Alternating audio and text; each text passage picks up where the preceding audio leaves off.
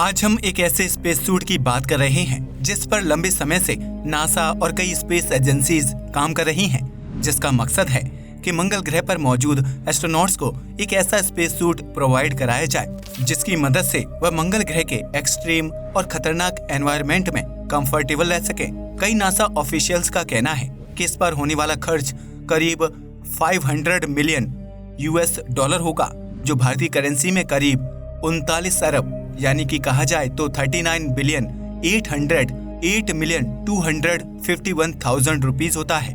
मुझे यकीन है कि आप इस प्राइस को सुनकर चौंक गए होंगे, लेकिन ये तो कुछ भी नहीं है। कुछ वैज्ञानिकों का तो मानना है कि इसमें होने वाला खर्च इस आंकड़े को भी पार कर सकता है।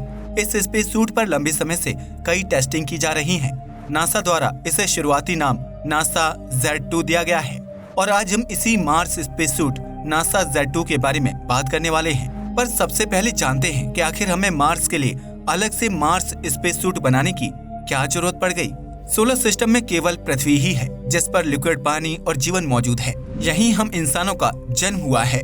आज हम इतनी तरक्की कर चुके हैं कि हम सोलर सिस्टम के प्लैनेट्स को एक्सप्लोर कर रहे हैं और यूनिवर्स के बारे में जान रहे हैं। लेकिन हमने जितना भी अभी तक यूनिवर्स को समझा है, एक बात तो देखी है कि हमें यूनिवर्स में इंसानों के अलावा कोई भी इंटेलिजेंट एलियन लाइफ नहीं मिली है, जबकि सोलर सिस्टम की तरह हमारी गैलेक्सी में ही ऐसे लाखों सोलर सिस्टम मौजूद हैं, जहां पृथ्वी की तरह रिसोर्सेज से भरपूर लाखों करोड़ों प्लैनेट्स मौजूद हैं। पर इसके बावजूद हम अभी तक किसी तरह के जीवन को खोज नहीं पाए हैं, जिसके बाद वैज्ञानिकों को लगता है कि एक समय सीमा के बाद ब्रह्मांड में किसी भी तरह के जीवन का अंत हो जाता है और शायद हम मनुष्य ही हैं जो अभी तक इस ब्रह्मांड में इतना ज्यादा एडवांस हो पाए हैं। लेकिन यहाँ पर वैज्ञानिकों के सामने एक और सवाल आता है कि क्या हम इंसान भी भविष्य में किसी प्राकृतिक आपदा या अंतरिक्ष से आते किसी खतरे के चलते पृथ्वी से समाप्त हो जाएंगे। तो वैज्ञानिकों के अनुसार इसकी संभावना काफी ज्यादा है, क्योंकि पृथ्वी पर ऐसे कई पास्ट इंसिडेंट हो चुके हैं जिसमें कई बड़े उल्कापिंड के चलते पृथ्वी से जीवन समाप्त हो गया। लेकिन हम मनुष्य किसी तरह इन खतरनाक इंसिडेंट से बचते हुए आज यहाँ तक पहुँचे हैं। लेकिन इसकी कोई पॉसिबिलिटी नहीं है कि आगे भी हम इस तरह से बस यहीं रहेंगे। हो सकता है कि भविष्य में पृथ्वी की ओर एक ऐसा बड़ा खतरा आ जाए जिसके चलते पूरी पृथ्वी ही समाप्त हो जाए। तो ऐसे में हमारे पास ऐसा प्लान होना चाहिए जिसके चलते हम मनुष्य जाति को विलुप्त होने से बचा सके।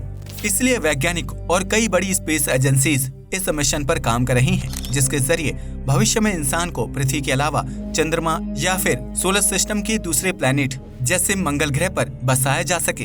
लेकिन समस्या यही है कि सोलर सिस्टम में कोई भी ऐसा ग्रह या ऑब्जेक्ट नहीं है जहां पर इंसान आसानी से रह सके। अगर मंगल ग्रह की ही बात करें तो वहां का एनवायरनमेंट इतना ज्यादा जहरीला है कि हमें वहां रहने के लिए काफी ज्यादा टेक्नोलॉजी की जरूरत होगी और वहां के वातावरण में सांस लेना भी संभव नहीं है। इसलिए हमें वहां पर लगातार स्पेस सूट पहनकर ही रहना होगा या फिर मंगल ग्रह की सतह के नीचे बंकर बनाकर रहना होगा। लेकिन फिर भी सतह पर काम करने के लिए या रिसर्च करने के लिए वैज्ञानिकों को या भविष्य में कॉलोनी में रहने वाले लोगों को काफी समय तक मंगल ग्रह की सतह पर रहना होगा। इन सब कार्यों के लिए ही हमें एक ऐसे स्पेशल मार्स सूट की जरूरत है जो हमें मंगल ग्रह पर बिना किसी परेशानी के लंबे समय तक रहने में मदद करे।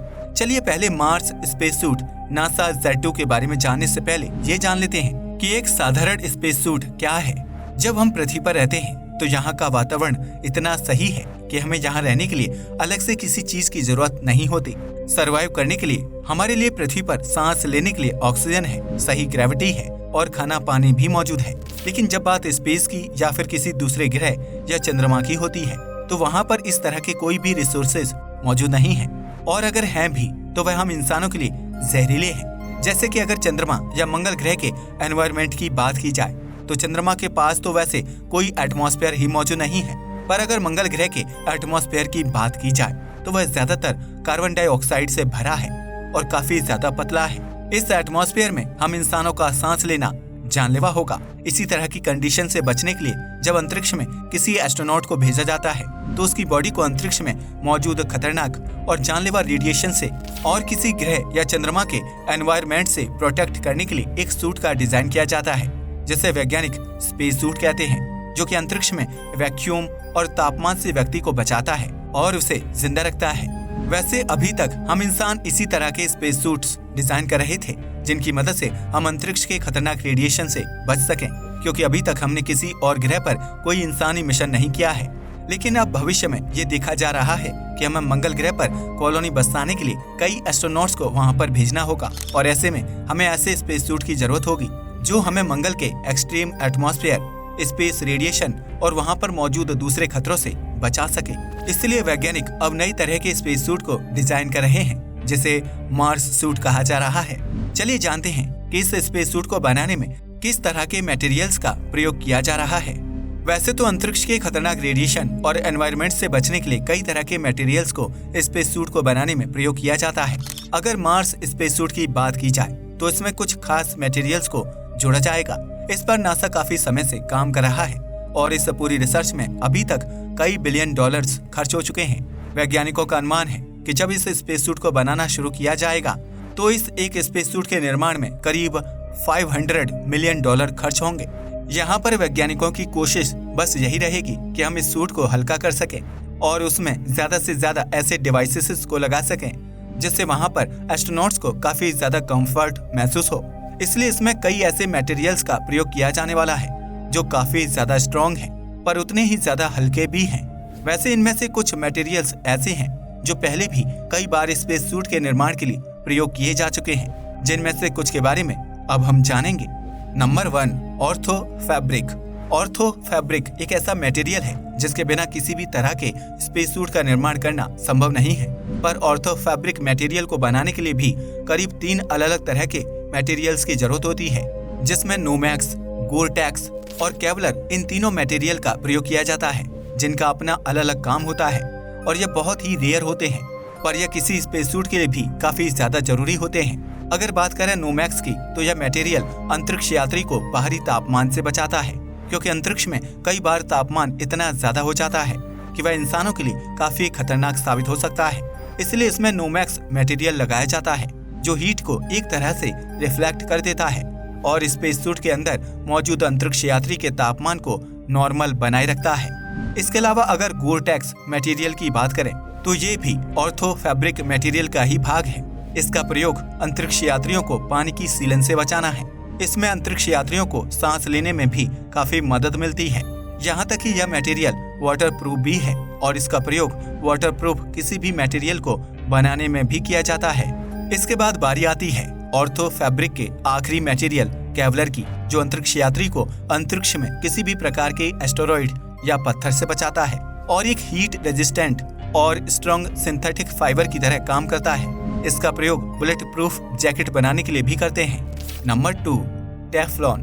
टेफ्लॉन काफी मजबूत, हल्का और पतला मटेरियल होता है जिसका प्रयोग ज्यादातर अंतरिक्ष यात्रियों के दस्ताने बनाने के लिए किया जाता है। इसे दस्तानों के ऊपरी भाग व निचले भाग में लगाया जाता है ताकि एस्ट्रोनॉट को अंतरिक्ष में कोई काम करने में दिक्कत भी ना हो और उनके दस्तानों पर कोई कट भी ना लगे, क्योंकि अंतरिक्ष में पाई जाने वाली मिट्टी इतनी ज्यादा शार्प होती है कि उसका अगर कोई कण स्पेस सूट पर लग जाए तो वह धीरे धीरे करके सूट को भी काट सकते हैं। इसलिए इस मटेरियल का प्रयोग दस्तानों के ऊपरी भाग और निचले भाग को बनाने में करते हैं। इसके अलावा स्पेस सूट में दस्तानों को बनाने के लिए एक और तरह के मटेरियल का प्रयोग किया जाता है जिसे वैक्ट्रेन मटेरियल कहते हैं। इसकी मदद से सूट की हथेलियों के अंदर के भाग को बनाया जाता है। यह मटेरियल भी काफी मजबूत होता है और मार्स स्पेस सूट के मटेरियल्स की टेस्टिंग के लिए भी इसे मिशन में प्रयोग किया जा रहा है।